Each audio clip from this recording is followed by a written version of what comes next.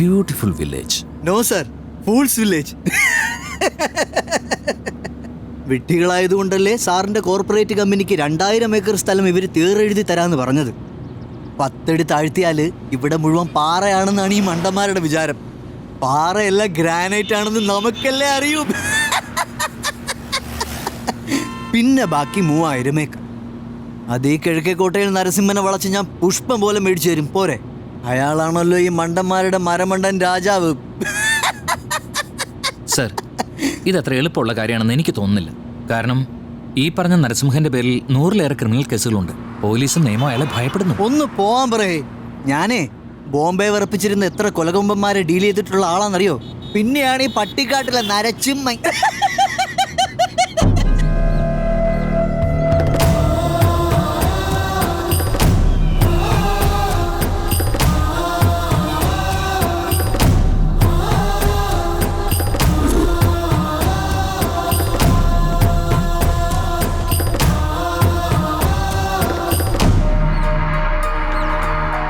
യാത്രയൊക്കെ സുഖമായിരുന്നോ?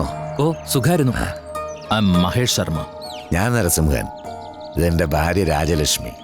ഓ, ഇത് മൂത്ത മകൻ സൂര്യസിംഹൻ. അത് രണ്ടാമത്തെ മകൻ ചന്ദ്രസിംഹൻ.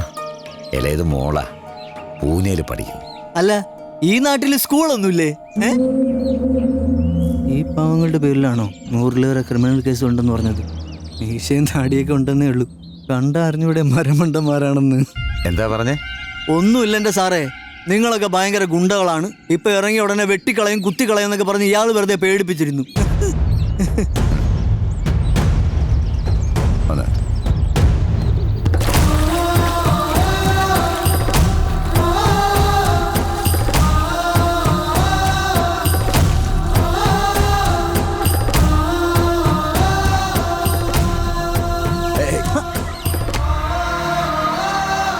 മുത്തു,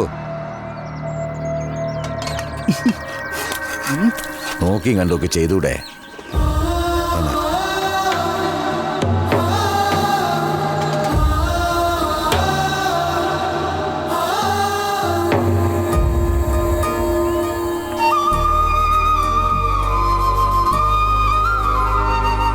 അന്നപൂർണേശ്വരി തൊഴുത് അനുഗ്രഹം വാങ്ങിച്ചോളൂ. ഇവിടെ നേർച്ചയിടേണ്ടി വരുമോ?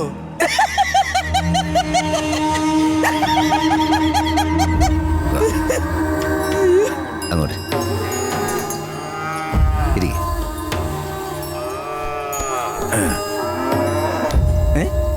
ഇതെന്താ വീടിനകത്ത് പശുത്തൊഴുത്ത്?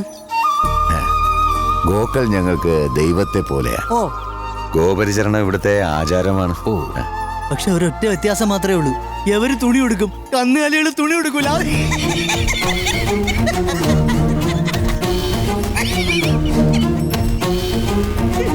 Sir, when can we see the documents? Hello, എന്തോന്ന് എവരോടൊന്ന് ഇംഗ്ലീഷ് സംസാരിച്ചിട്ട് യാതൊരു കാര്യമില്ല. ABCD അറിഞ്ഞുകൂടാത്ത ടീമാണ്. ഞാൻ പറഞ്ഞു മനസ്സിലാക്കി. അതായത് ബോംബെയിലൊക്കെ നിങ്ങളെപ്പോലുള്ള ഒരുപാട് ഗുണ്ടകളുണ്ട്.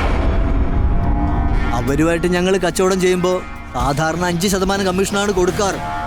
നിങ്ങൾ ഞങ്ങളോടൊപ്പം മര്യാദയ്ക്ക് സഹകരിച്ച 10% കമ്മീഷൻ. എന്തു പറയുന്നു?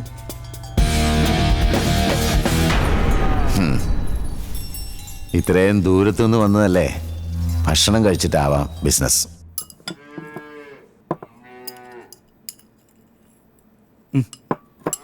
ഇവിടെ നോണൊന്നും ഇല്ലേ? ഞങ്ങൾ വെജിറ്റേറിയൻ ഫാമിലിയാ. എന്തോന്ന് വെജിറ്റേറിയൻ? ഒരു പശുവിനെ തലക്കടിച്ചൊന്ന് കറി വെച്ചൂടെ?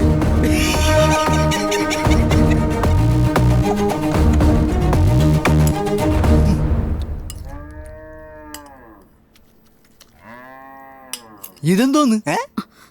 ചീരച്ചട്നിയാ. കളർ കണ്ടപ്പോ ഞാൻ വിചാരിച്ച ചാണകമാണെന്ന്.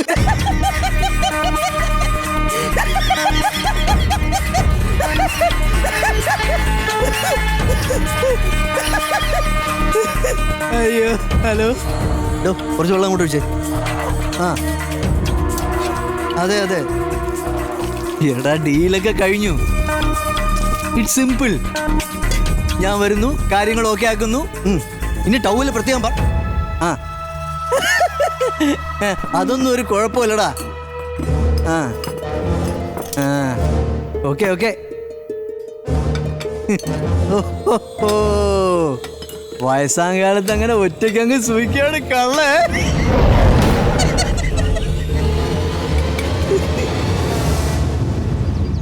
കല്യാണമൊന്നും കഴിക്കണില്ലേ? ഇല്ല അകത്തെ സെറ്റപ്പ് പോലെ വേറെ വല്ലതൊക്കെ ഉണ്ടോ? കൊച്ചു കള്ള ഒന്ന് വിടാതെ നടക്കണേ.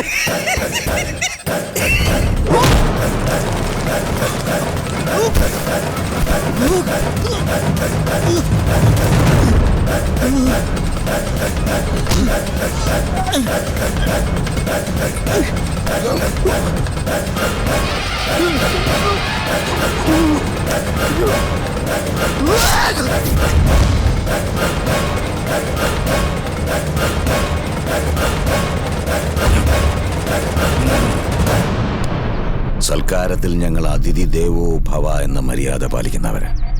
പക്ഷേ എല്ലാറ്റിനും ഒരു പരിധിയുണ്ട്. അകത്തിട്ട് കൊല്ലേണ്ടതായിരുന്നു. അന്നപൂർണേശ്വരി കുടികൊള്ളുന്ന തറവാടേത്. അവിടെ രക്തം വീണ അന്നപൂർണേശ്വരി രുദ്രകാളിയായി പാവം മാറും. അതുകൊണ്ട്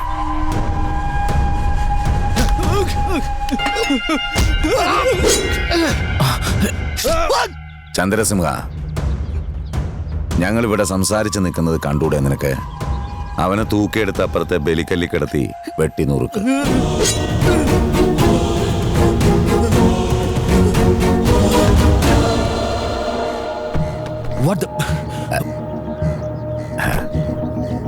പോകുന്ന വഴിക്ക് നല്ലൊരു ഹോട്ടലില്ലാത്തതുകൊണ്ട് അൽവയും തൈരുസാദവും വെച്ചിട്ടുണ്ട്.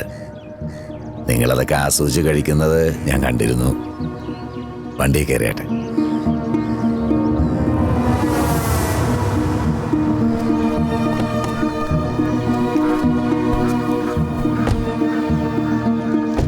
ഈ മണ്ണിൽ 10 അടി കുഴിച്ച ഗ്രാനൈറ്റ് ഉണ്ടെന്നറിയാത്ത മണ്ടന്മാരൊന്നുമല്ല ഞങ്ങൾ. നിങ്ങളെപ്പോലുള്ളവരുടെയൊക്കെ വലിയ വലിയ കമ്പനികൾ ഈ നാട്ടിലേക്ക് വരുമ്പോൾ ഈ ഗ്രാമത്തിലെ പാവങ്ങൾക്ക് തൊഴിൽ കിട്ടുമല്ലോ എന്ന് ഓർത്താ ഞാനിതിന് കൂട്ടുനിന്നത്. ചെല്ല്.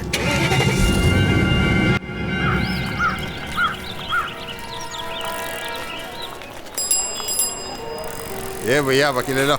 अरे भाई साहब, ये साइकिल पार्क करने के लिए कितना पैसा चाहिए? 1 घंटे के लिए 3 रुपए, 1 दिन में 50 रुपया, 500 रुपया 1 महीने के लिए। ये भाई साहब, ये साइकिल बेचेगा तो तेरा पैसा नहीं मिलेगा। ये तेरी झग भरी चीज कौन खरीदेगा भाई? ഓടാ മൊട്ടെ തുരുമ്പ് നിന്റെ മൊട്ട തലക്കാടാ. ये अशोक इधर आ। क्या जमाना है। ഇവനിപ്പോ എന്താ ചെയ്യാ? कहाँ से लोग आ जाते हैं। തിരിച്ചു വീട്ടിൽ കൊണ്ടുവയ്ക്കാന്ന് വെച്ചാൽ ട്രെയിൻ മിസ്സാവും. आप लोगों की मदद की सख्त जरूरत है। സംസാരം കേട്ടിട്ട് മലയാളി അച്ഛനാന്ന് തോന്നുന്നു. बर्तन को और कोई भी चीज है ദുരിതാശ്വാസ पीड़ित लोगों को मदद कर। आप ഈ लोगों കുഞ്ഞാടിനെ ആ അച്ഛനെ ഏൽപ്പിക്കാം. നീ എന്നെ ദാനം കൊടുക്കാൻ പോവേണ?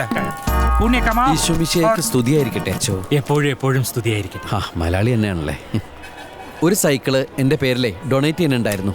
കണ്ടാൽ എന്നെക്കാൾ മൂത്തതാണെങ്കിലും എപ്പോഴും സ്ട്രോങ് ആ. വെറുതെ തലക്കിട്ട് അടിക്കല്ലടാ പുല്ല്. എന്റെ വീടിന്റെ അടുത്ത് താമസിച്ചിരുന്ന ഒരു തിരുവനന്തപുരത്തുകാരൻ വീട് മാറിപ്പോയപ്പോ എനിക്ക് തന്നിട്ട് പോയതാ. ബെല്ല് കേട്ടോ?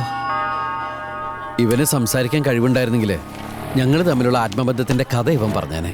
അപ്പൊ ഞാൻ ഇതുവരെ പറഞ്ഞൊന്നും നീ കേട്ടില്ലേടേ? ഇവനെ പിരിയാൻ മനസ്സുണ്ടായിട്ടല്ല, എൻ്റെ ഒരു അവസ്ഥ കൊണ്ടാ. മാത്രമല്ല, ഞാൻ നാട്ടിൽ പോയി വന്നു കഴിഞ്ഞാൽ പിന്നെ കാറിൽ മോട്ടോർസൈക്കിളായിരിക്കും നടത്തം. പിന്നെ ഈ തുരുമ്പോട്ടൊരു കാര്യമില്ല. എടാ തെണ്ടി, അതുകൊണ്ട് അച്ഛനിത് എടുത്തു. സൂക്ഷിച്ച്. എടാ ഇത്രയും കാലം നിന്നെ ഞാൻ ചുമന്നോണ്ട് ഓടിയതാണ്. ആ എന്നെ നീ ഉപേക്ഷിച്ച് പോണല്ലേ? നീ കണ്ടോ, എന്നെ കൊണ്ട് നിനക്ക് ആവശ്യം വരും. കേട്ടടാ തെണ്ടി, അത് ഗ്യാരണ്ടി.